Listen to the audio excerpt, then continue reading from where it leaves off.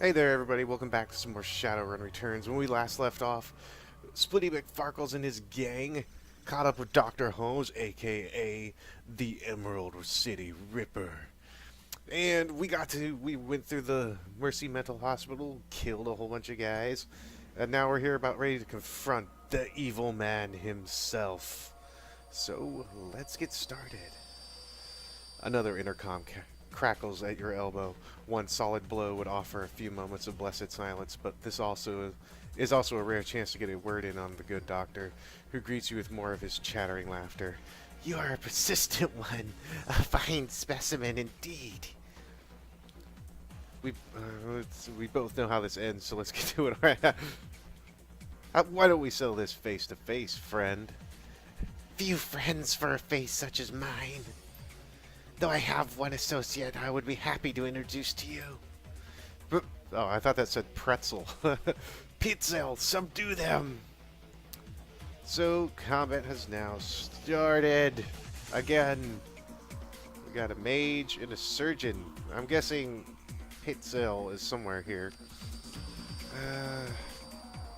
Kind of want to move everybody up first. Alright, Splitty Mcfarkles, take some cover. We're gonna... Oh, wait. Oh, there's Peitzel right there.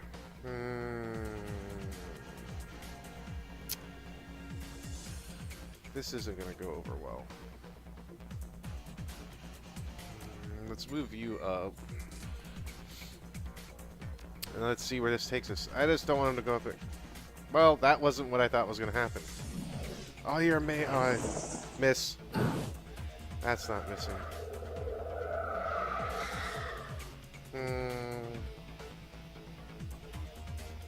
This is already a no bueno situation. Where's my other gun? Oh, of course it's not reloaded. Alright, Shannon, I need you to give me some haste. And you can't see me, so that's not gonna happen.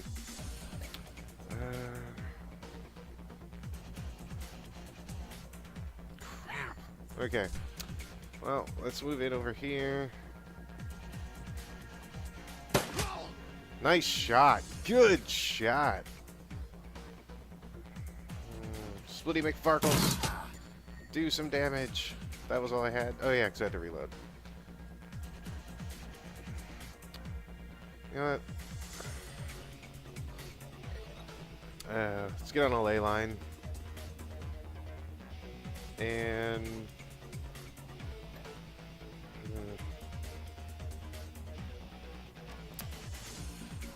do some blindness.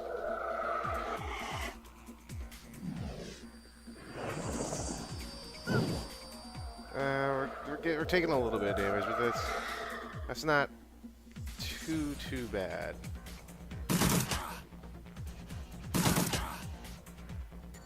Okay, Shannon, now throw that haste on me.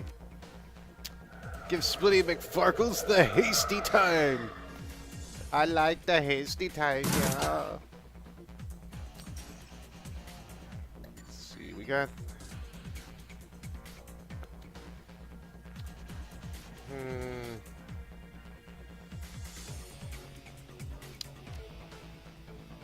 It's a 65% chance. 95, I'll take that. Hopefully.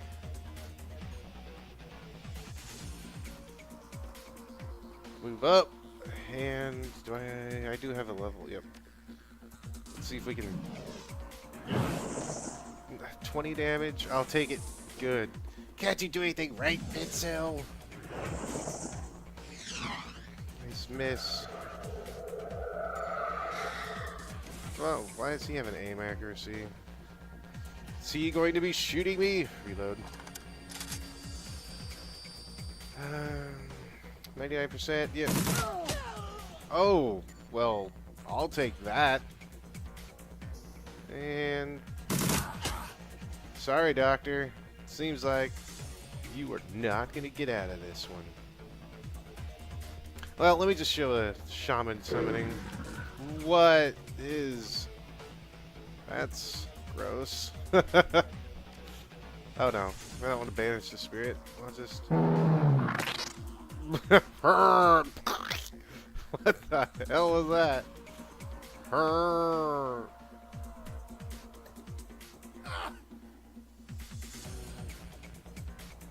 Yeah, since we're here, might as well just heal. Just in case something happens. But I know I have a spell for you. And it's only a 59% chance of hitting. But yet you still take that 20 damage. Take that other damage.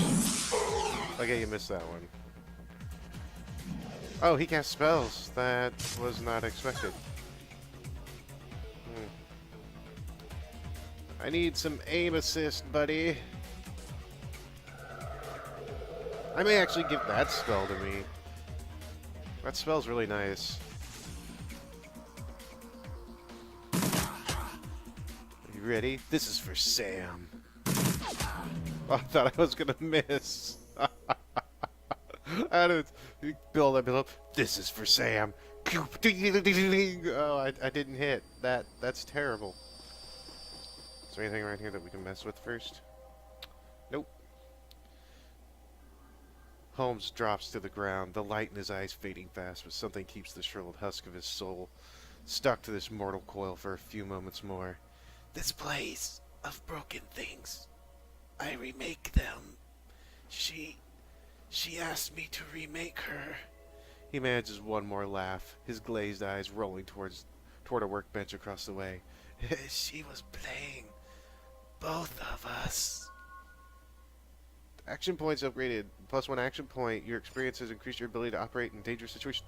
Yes, I get 3 action points now instead of 2.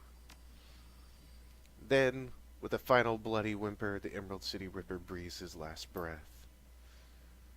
Well, yay! He's dead. Is there anything up over here? Don't think so. Just more bodies, which is gross. Got people in test tubes. Let's check this out. Holmes' workbench falls somewhere between coroner's slab and a medieval torture device. It is decorated in the many colors of death and littered with the instruments of that trade. To one side, there is a leather-bound journal stuffed with uneven pages. To the other is a poxsec. A poxsec. It is its small screen still glowing. Beneath the bench is a rolled sheaf of papers held closed with a tied length of surgical tubing. It's a pocket secretary, or poxsec. Skim the journal. Leafing through the pages, you find a few intelligible entries. Holmes may not have been a real doctor, but his handwriting certainly fits the stereotype. Stuffed in the last few pages is a copy of his disinterment order from the local cemetery, with the grave's occupant marked as Melinda Watts. Ooh, who is Melinda Watts? Related to Sam, maybe? Maybe. Inspect the workspace. The bench has clearly played host to numerous bodies over its lifetime. It includes limb restraints as well as skeletal traction mechanisms. At this table, Holmes likely dismembered bodies or quite possibly put them back together. The tackiness of the blood suggests it has been used relatively recently. Ooh. Access the pocket secretary. Holmes is still logged in, granting you access to his currently loaded files. Prominent among them is a hospital report for a donor program. It lists the organs besides the names and vital statistics of the recipients.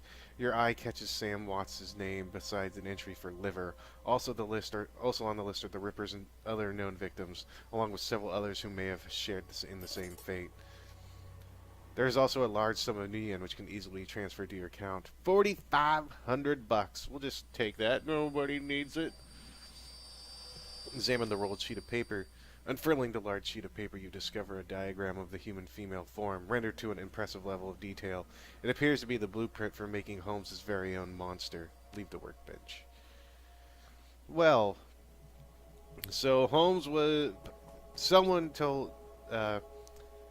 asked Holmes to put together a being of some sort, I'm guessing, or to create somebody. What in te hell is this? No, no, I meant to go like that. Male Bunraku. His chip slot is still fresh. The open wound pink and wet and lurid. His voice drips innuendo, but his eyes say nobody's home. Why, hello there. Did you come to play? Are you okay? How long have you been here? Of course we're okay. We're ready for a little party. You want you want to have a little party with me? Buyer name. She's assembled in a standard config, face of a schoolgirl, body of a stripper. You need some you need some thick beer goggles to miss the work she's had done. Is that all they do? So they just talk? The puppet stares at you blankly. So, well, that was interesting.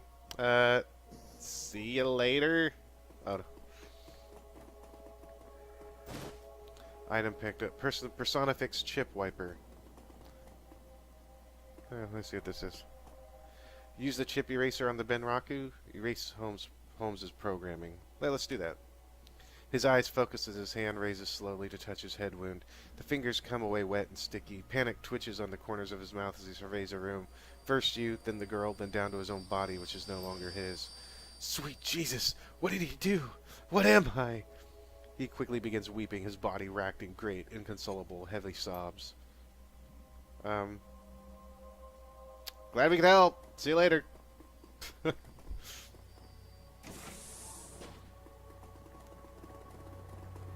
Damn.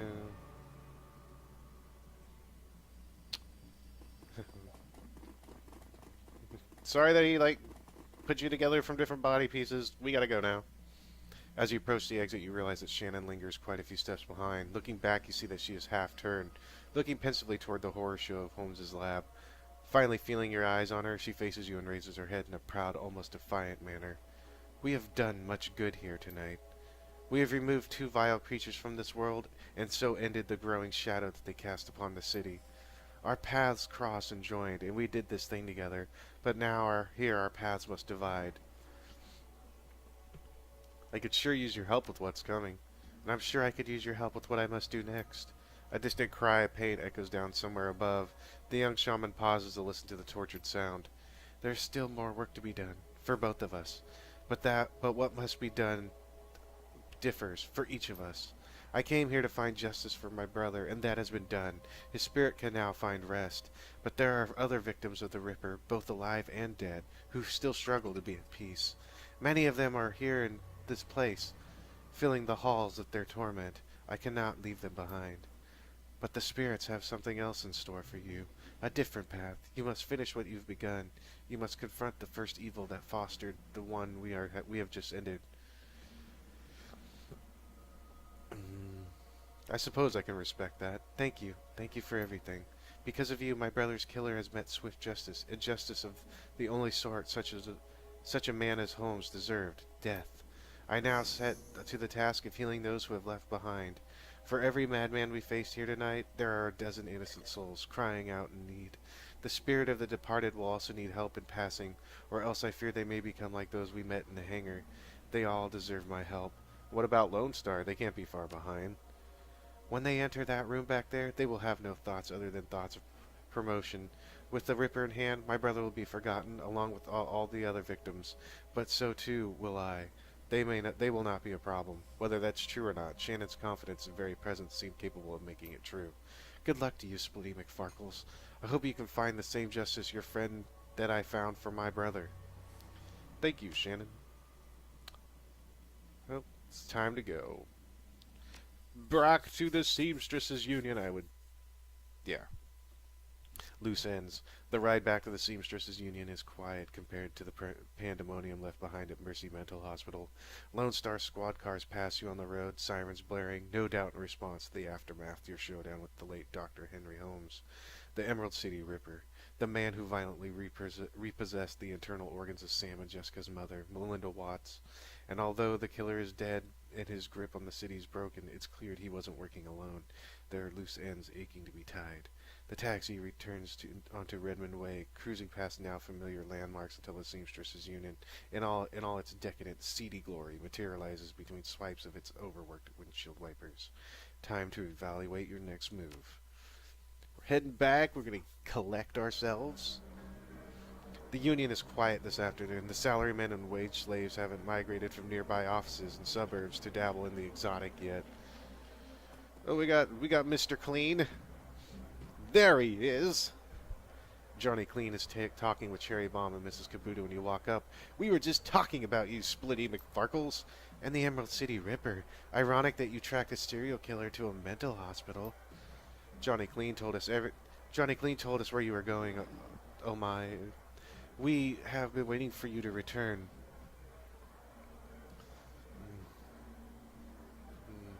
You seem pretty interested. Of course we're interested. We each have our own reasons for wanting the killer found. Sam was a regular here, and his loss has been felt, regardless of his shortcomings. The whole sprawl has been shaken by these killings as well, the randomness of them. No one knows if they will be next, or what the killer might take from them. I admit that the killings have hampered business as well. I'm sorry, but it's true. It does not help that Sam's body was found down the street from here. Even my regular customers have been loath to venture out with the killer on the loose. Now tell us, did you find the person responsible for the Ripper's murders? The responsible? No. The killer? Yes. I don't understand. Are you saying the killer wasn't responsible for his own actions? This sounds more complicated than I suspected. It is. The head of the asylum was killing specific people to harvest specific body parts. All the transplanted organs come from the same donor, Melinda Watts, Sam's mother. It looks like he was putting her back together. The three are silent as the news sinks in. So, Sam had an organ transplanted from his mother, and then the Ripper killed Sam. And all those other people just to reassemble Sam's mother? It looks like it. I sense a cause and effect in this. Coyote and Jake Armitage left here to attend Sam's funeral. I am told that there will be a reinterment ceremony for his mother as well. His sister invited me to the funeral and the reinterment when I met her here. I think his sister Jessica had something to do with it. Hang on. I saw Sam's sister when she was here the other day. She was as corp as they come, but I can't imagine a lady like that behind a series of murders. There's got to be something else going on. It is clear that you must go to the funeral and talk with Jessica Watts, Splitty Mcfarkles. And I need to pay my respects to Sam. Of course. Mrs. Kabuto raises her hand as the conversation stops. Wait, before you go, there's one thing you did not tell us, Splitty Mcfarkles. Where is the Emerald City Ripper now? Well, he isn't in heaven, I'm sure of that. She nods in satisfaction. That is good. Well, we can go to our next spot. I think we're going to go and check the safe house real quick. Well, talk to Mr. Clue. I called him Mr. Clue. Welcome back, Splitty Mcfarkles. Thanks, big guy. Anything new in the rumor mill? Most of the rumors are about you and what you've been doing. Word around here is that you were closing in on the Ripper when you last left. Dare I ask how that went? Sam's killer has met his end. Sam would be grateful, I'm sure. And yet your shoulders are no more relaxed and you still survey the room like a man who has yet to return from war. This is over, isn't it? The Ripper may have been killing on someone else's orders. The big guy sighs. I was hoping this would soon be all behind us. The Baron's has a short memory. But for wounds such as these, it makes an exception. To see this prolonged, I fear how it may forever change the landscape. Gangs have already started to take advantage of the chaos left in the Ripper's wake, and that only serves to destabilize what semblance of order there was, paving the way for the megacorps to manage to make land grabs and push poor Sinless further into the fringes, where there are dangers the greatest. Sooner or later, even the Union could be threatened. Good thing the Union's got you then. Good thing we've got each other. Take care, Splitty Mcfarkles. Well, let's go down. Down. Down, down, down. We're going down. Let's see. You got anything new, Doc? Doc Castle looks to be better rested and in better spirits than the last time you saw her. She also clearly had a shower and a change of clothes, maybe even some sleep. Her eyes are sharp when they turn up from her work to greet you. Welcome back, Splitty Mcfarkles. Still all in one piece, I see. The more pity, there, more's the pity for me. But I'll still take your money. Perhaps a full physical is in order, or we can call it a medical consultation. That's where I roughly determine the odds of your survival based on your profession. Proclivities? It comes with a lollipop. Give me the lollipop, man. Give me here. Let me just take off my clothes. You can like tell me to turn my head and cough. Just as long as I get a freaking lollipop, I'm down. So what'll it be? Actually, I'm curious how many patients you've lost over the years. Doc Castle sits down her work and fixes you with a hard look. Her expression normally falls on an axis of varying degrees of indifference, depending on her level of tiredness, but now it has shifted over to something decidedly darker. Is this morbid curiosity?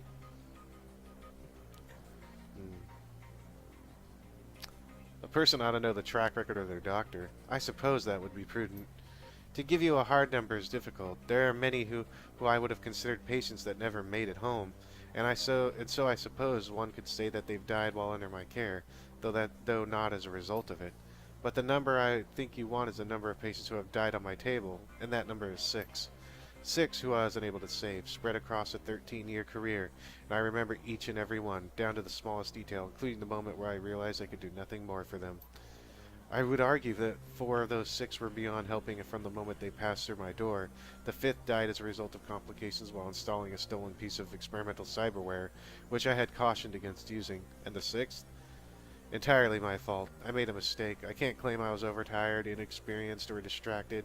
I simply made the wrong decision, and a young man died as a result. We all make mistakes, and hopefully we learn from them. She picks up her tablet and resumes her work. Yes. Well, will there be anything else? Yeah, let me see if you got any new cyberware. No, it's still the same stuff. Well,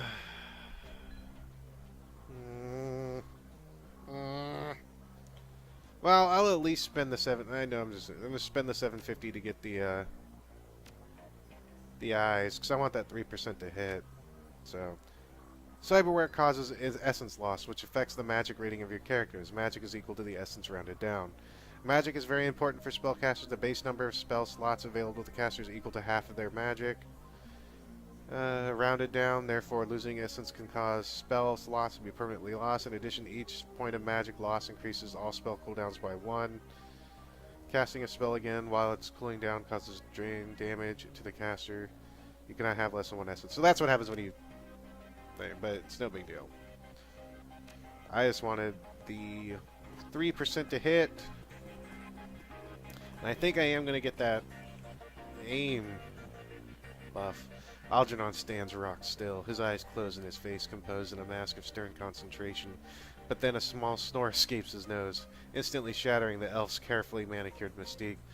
A clearing of your throat is enough to rouse the talismonger from his meditation. No, football practice. Ah, Splitty Mcfarkles. I was watching your approach from the astral realm. So good of you to visit again. Uh-huh. And what am I do for you on this fine day? So how are things in the astral? Always a curious place, the astral. Through a mirror world to our own, it is ever-changing. Didn't I just read this last time? Physical plane. Yeah, he's talking about mystical stuff. Oh, the barrens that we can see and touch, records of the past with bloodstains on the sidewalk and bullet holes in the storefront walls. But the astral goes further, recording the emotions that accompany these acts of violence, these events, textured astral space. How are these astral textured these days? There's a great deal of fear and distrust. In some places it is strong enough to impact the working of magic. But enough of my doomsaying. You must have better things to do. Is there any way I can help? Let's look and see what you got for sale. Now, maybe, does he have aim? No, see, he has aim 2. But, does he have aim 1? What's the difference between the two? Lasts 4 rounds. Oh, it lasts 2 rounds. But there's no cooldown on it, so no biggie. So, I don't want Power Bolt anymore. I'm not going to need it. I do want a shotgun, though, so I think I may try and find a shotgun real quick. Lightning Bolt. I'm not going to need it. I just wanted a heal. And I guess the aim, so... let's see if I'm going to sell real quick. Let me sell... sell. That made back some money, at least. Alright. I don't think we have any new... Nope, new outfits, which means we don't have any new guns. Should I just wait till he... I'm of two minds now. You know what? No, we'll just wait. Alright. Let's head out of here.